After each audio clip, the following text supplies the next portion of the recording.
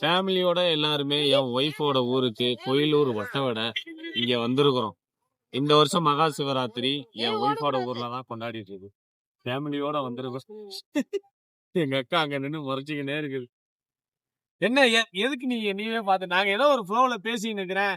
அம்மனு மகேஷ் வா மகேஷ் மகேஷ் டக்குனு வா. அவன் வீடியோ எடுத்துட்டு இருக்க. நான் பேசி முடிச்சிட்டேன். வா வா டக்குனு வா வா நீ சொல்லணும்.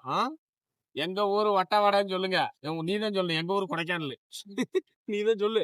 எங்க ஊரு வட்டவடை சொல்லு. இவங்க ஊரு தான் வட்டவடை. என் ஊரு கொடைக்கானல். நீ சொல்லு.